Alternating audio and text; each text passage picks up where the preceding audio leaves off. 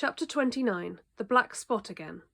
The council of the buccaneers had lasted some time, when one of them re-entered the house, and with a repetition of the same salute, which had in my eyes an ironical air, begged for a moment's loan of the torch.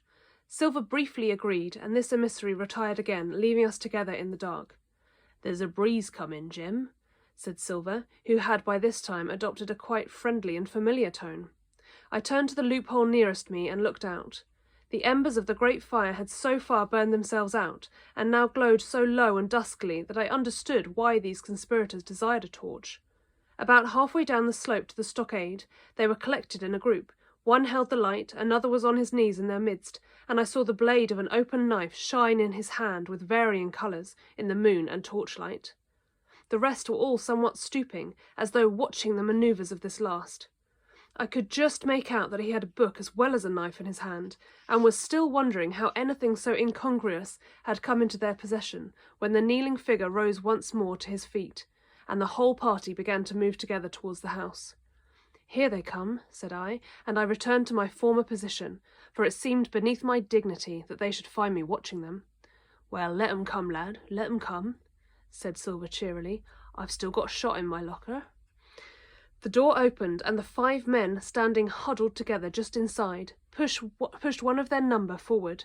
In any other circumstances it would have been comical to see his slow advance, hesitating as he set down each foot, but holding his closed right hand in front of him.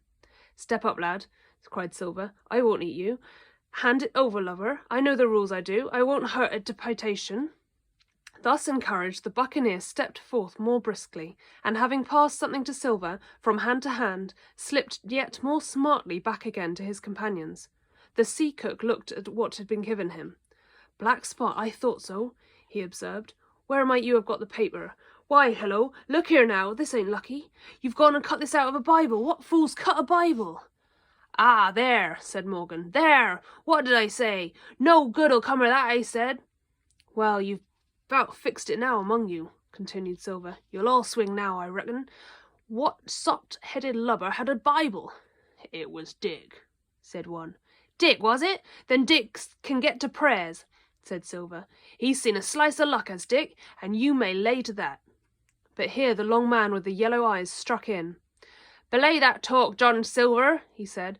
"This crew has tipped you the black spot in full council, as in duty bound. Just you turn it over as in duty bound, and see what's wrote there. Then you can talk." "Thank ye, George," replied the sea cook. "You always was brisk for business, and has the rules by heart, George, as I'm pleased to see. Well, what is it anyway? Ah, deposed. That's it, is it? Very pretty wrote, to be sure. I like print, I swear. Your hand a right, George. Why, you was getting quite a leading man in this here crew. You'll be captain next, I shouldn't wonder.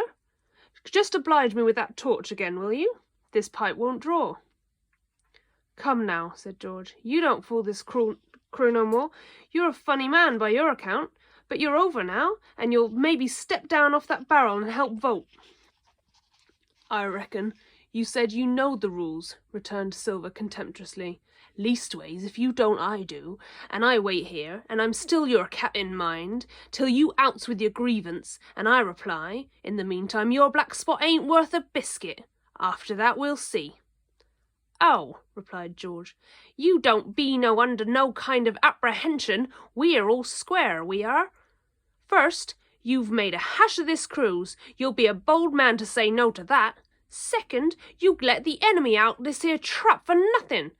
What did they want out? I dunno, but it's pretty plain they wanted it. Third, you wouldn't let us go at them upon the march. Oh, we see through you, John Silver. You want to play booty, and that's what's wrong with you. And then fourth, there's this here boy." "Is that all?" asked Silver quietly. "Enough, too," retorted George. "We'll all swing and sun-dry for your bungling." "Well now, look here, I'll answer these 4 points, one after other, and I'll answer them. I made a hash of this cruise, did I? Well now, you all know what I wanted, and you all know, if that had been done, that we'd have been aboard the Hispaniola this night as ever was, every man of us alive, and fit, and full of good plum duff, and the treasure in the hold of you, by thunder. Well, who crossed me? Who forced my hand, as was the lawful captain? Who tipped me the black spot the day we landed and began this dance? Ah, it's a fine dance, and I'm with you there, and looks mighty like a hornpipe in a rope-end execution dock by London town, it does. But who done it? Why, it was Anderson and Hans and you, George Merry, and you're the last above that board of the same meddling crew, and you are David Jones's insolence to up and stand for captain over me. You, that sank the lot of us, by the powers, but this tops the stiffest yarn to nothing. Silver paused, and I could see by the faces of George and his late comrades that these words had not been said in vain. "That's for number one," cried the accused, wiping the sweat from his brow, and he had been talking with vehemence that shook the house. "Why, I give you my word I'm sick to speak to you. You've neither sense nor memory, and I leave it to fancy where your mother's was that let you come to see. See, gentlemen of fortune, I reckon tailors is your trade." "Go on, John," said Morgan. "Speak up to the others." "Oh, the others," returned John. "They're a nice lot, ain't they? You say this cruise is bungled. Oh, by gum, if you could understand how bad it's bungled, you would see. We're that near the gibbet that my neck's stiff thinking of it.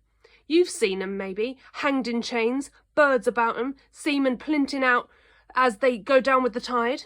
"Who's that?" says one. "That? Why, that's John Silver. I knowed him well," said another. "And you can hear the chains a jangle as you go about and reach for the other boy. Now, that's about where we are, every mother's son of us, thanks to him, and Hans, and Anderson, and the other ruination fools of you. And if you want to know about number 4 and that boy, why, shiver my timbers. Isn't he a hostage? Are we going to waste a hostage? No, not us. He might be our last chance, and I wouldn't wonder. Kill that boy? Not me, mates. And number 3? Oh, well, there's a deal to say to number 3. Maybe you don't count it nothing to have your real college doctor come to see you every day. You, John, with your head broke, or you, George Merry, that had the ague shakes upon you not 6 hours agone, and has your eyes the colour of lemon peel at the same moment on the clock. And maybe, perhaps, you don't know that there was a consort coming either, but there is, and not so long till then, and we'll see who'll be glad to have a hostage when it comes to that. And as for number 2, and why I made a bargain, well, you came crawling on your knees for me to make it. On your knees you came, you was that downhearted, and you'd have starved too, if I hadn't, but that's a trifle. You look there, that's why." And he cast down upon the floor a paper that I instantly recognised, none other than the chart on yellow paper with the 3 red crosses that I had found in the oilcloth at the bottom of the captain's chest. Why, the doctor had given it to him, was more than I could fancy. But if it were inexplicable to me, the appearance of the chart was incredible to the surviving mutineers. They leapt upon it like cats upon a mouse. It went from hand to hand, one tearing it from another, and by the oaths and the cries and the childish laughter with which they accompanied the examination, you would have thought not only were they fingering the very gold, but they were at sea with it, besides, in safety. "Yes," said one, "that's flint sure enough, JF, and a score below, with a clovitch to it, so he done ever." "Mighty pretty," said George, "but how are we going to get away with it, and us no ship?" Silver suddenly sprang up, and supporting himself with a hand against the wall. "Now I give you my warning, George," he cried. "One more word of your sauce, and I'll call you down and fight you. How? Why, how do I know? You had ought to tell me that, you and the rest, that lost me my schooner, with your interference, burn you.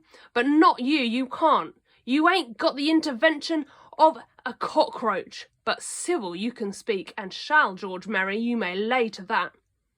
"That's fair enough," said the old man Morgan. "Fair, I reckon so," said the sea cook. "You lost the ship, I found the treasure. Who's the better man at that? And now I resign, by thunder. Elect whom you please to be your captain now I'm done with it." "Silver!" they cried. "Barbecue for ever! Barbecue for captain!" "So that's the tune, is it?" cried the cook. "George, I reckon you'll have to wait another turn, friend, and lucky for you I'm not a revengeful man, but that was never my way. And now, shipmates, this black spot, 'tain't much good now, is it? Dick crossed his luck and spoiled his Bible, and that's about all." "It'll do to kiss the book on still, won't it?" growled Dick, who was evidently uneasy at the curse he had brought upon himself.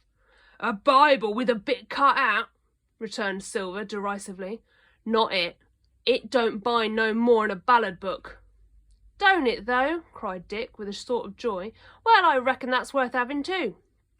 "Here, Jim, here's a curiosity for you," said Silver, and he tossed me the paper. It was a round about the size of a crown piece. One side was blank, for it had been the last leaf. The other contained a verse or two of Revelation, these words among the rest, which struck sharply home upon my mind: "Without are dogs and murderers." The printed side had been blackened with wood ash, which had already begun to come off and soil my fingers. On the blank side had been written with the same material the one word, "Deposed." I have that curiosity beside me at this moment, but not a trace of writing now remains beyond a single scratch, such as a man might make with his thumbnail. That was the end of the night's business.